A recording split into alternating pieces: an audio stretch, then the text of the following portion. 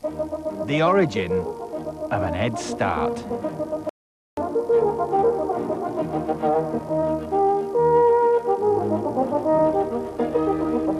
Uniquely, smoothly, Tetley's.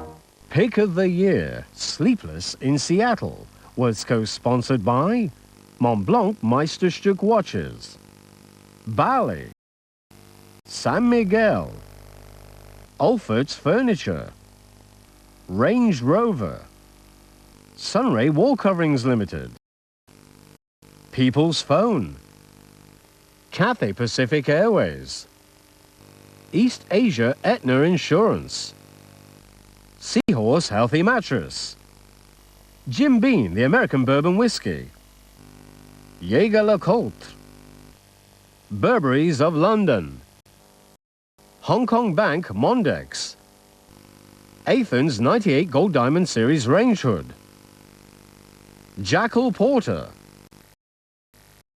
Lamax Office Furniture, Tetley's, Levi's, and Omega Watch.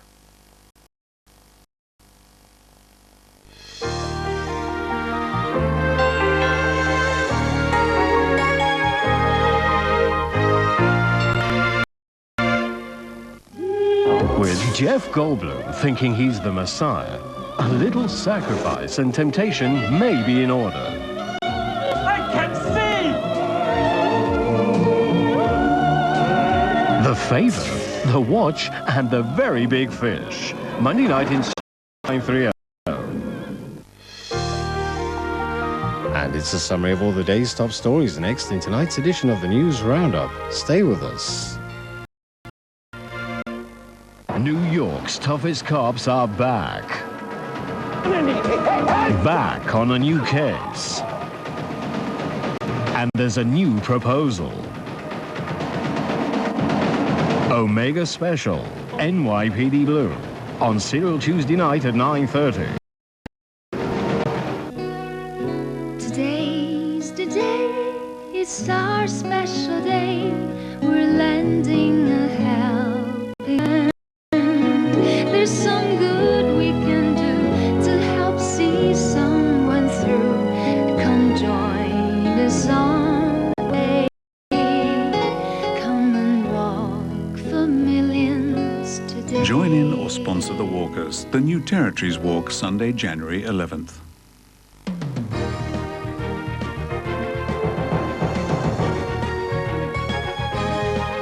This is TVB Per.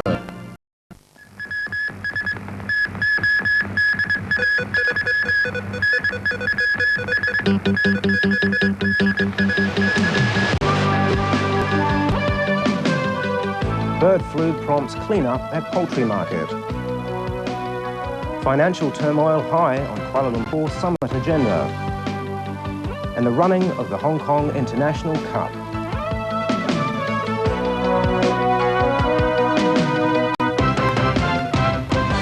Good evening. The Cheung Sha Wan wholesale poultry market will be closed for 3 days from tomorrow for a major clean-up.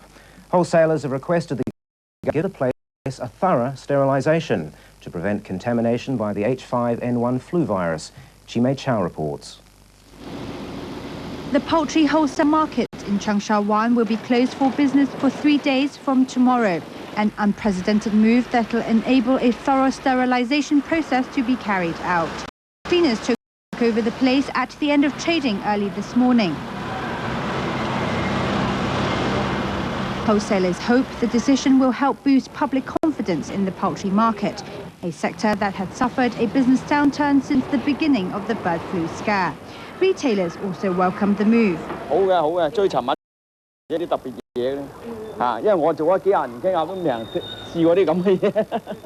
He says business has fallen by almost 30%. Today, chicken stores are distinctly quiet, with buyers few and far between. This woman says she will stay away from chicken for the time being, but others are so bothered. This woman thinks it's fine to eat chicken so long as it's cooked properly.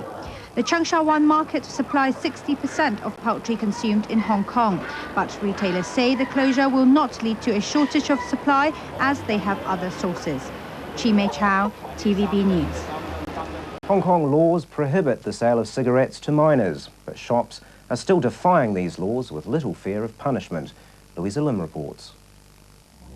School's out and it's peak hour in this Kwun Tong shop. On sale, a potentially deadly product. Cigarettes at $2 a stick. And the takers are underage children still in their school uniforms. The shop is openly flouting a law passed in 1994. This prohibits cigarette sales to those under the age of 18.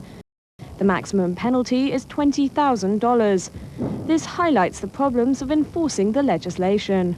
Well, it may not be toothless, but it may have some dental problems. There are many thousands of streets, there are many thousands of retailers, and it seems to me to be a difficult, in fact, probably unreasonable task to expect the police to be able to monitor this. But the police have no figures on action taken against vendors selling cigarettes to underage youth. And a police spokesman says there's no officer or department responsible for enforcement.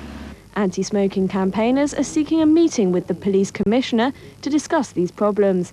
In the meantime, they accept defeat. In the frenetic business of Hong Kong over the last 2 years, we haven't managed to get around to working out exactly how this law can be implemented successfully, monitored and enforced. Next year, new laws will be put in place. These will forbid the sale of single cigarettes. But campaigners point out making laws is only the start of the battle. Louisa Lim, TVB News. The Democratic Party has chosen its candidates to run in the first SAR legislative elections next May. Among them, Party President Martin Lee, Vice President Yeung Sam, and Chung Kin-sing will be among the 4 members to contest Hong Kong Island. Running in Kowloon West will be James To and Lau Chin-sek. Party Whip, Sito Wah and Fred Lee will run in Kowloon East. But the party has yet to finalise the list for the New Territories East constituency. That's because it's not a stronghold of the party. Vehicles at an open parking space in Mao and Shan were vandalised and set alight early this morning. 6 heavy goods vehicles were seriously burnt. The fire was reported shortly after 1 a.m. by a villager.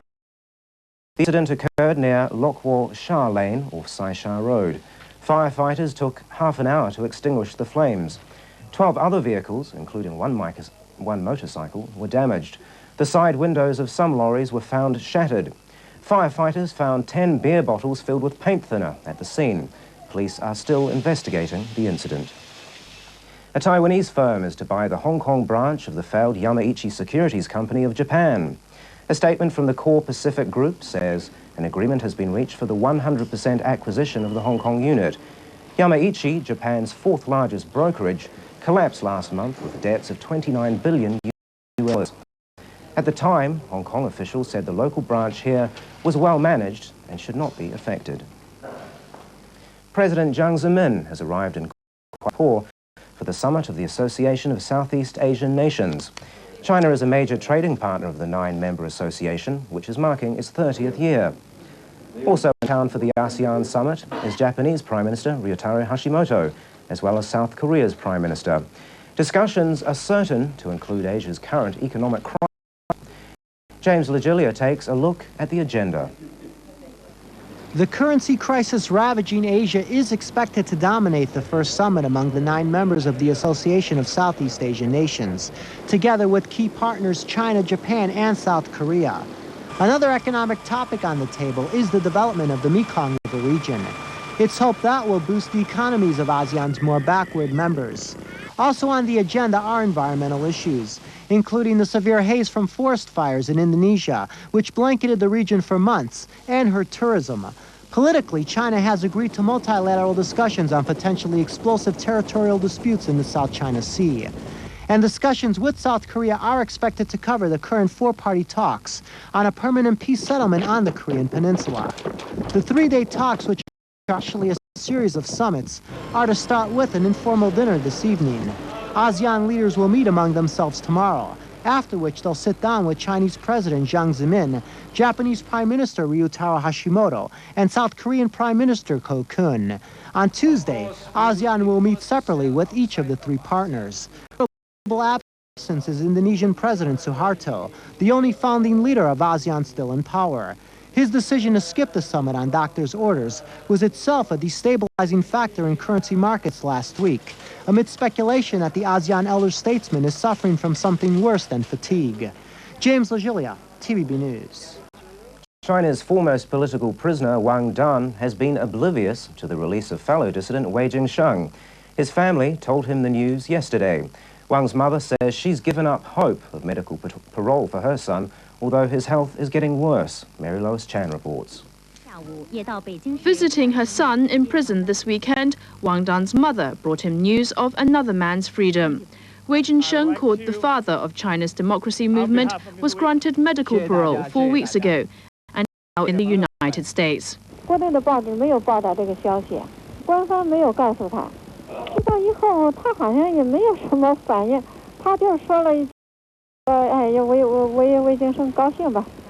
her Beijing home, Wang Lingyun said the harsh winter has aggravated her son's health problems, especially his throat infection. Repeated pleas for medical parole have been ignored by the authorities. Now Wang's family only asks that he be transferred from his remote prison in Liaoning province and allow out his 11-year jail term in the capital. But if any more dissidents are to be released, it is widely expected that Wang, a student leader in the Tiananmen Square demonstrations, is next in line. In pressing China to free political prisoners, the international community has long placed Wang's name, along with Wei Jingsheng's, top of the list. Mary Lois Chan, TVB News. Iran's new president has extended a verbal olive branch to his country's long-term enemy, the United States. At a news conference today, Mohammad Khatami expressed his respect for the American people. Without being specific, he said he hoped to talk with them soon. Iran's first popularly elected president said he would like to include U.S. government officials in those talks, but he chastised U.S. politicians for being behind the times. Khatami's comments were the first complimentary words about the U.S. from a top Iranian official since the 1979 Islamic Revolution. Russian television today showed pictures of President Boris Yeltsin casting his vote for a local election at the sanatorium where he's recuperating from an illness. The 66-year-old leader, accompanied by his wife, cast his ballot and then talked to journalists. Speaking with a hoarse voice, he said doctors had told him he had a viral infection and the treatment would take 10 days. He said he was feeling rather ill, but was working. Yeltsin has been at the clinic since Wednesday, recovering from what the authorities called an acute respiratory infection. A few days ago, officials dismissed a Moscow radio report that the president had in fact been admitted after suffering a severe brain spasm. For the first time in 6 months, the Royal Ulster Constabulary had to ask for British Army assistance to contain violent clashes in Northern Ireland. The violence was sparked by a Protestant march through the city of Londonderry. Trouble began when the Protestant Apprentice Boys organisation went ahead with an annual march commemorating a past battle with Catholics.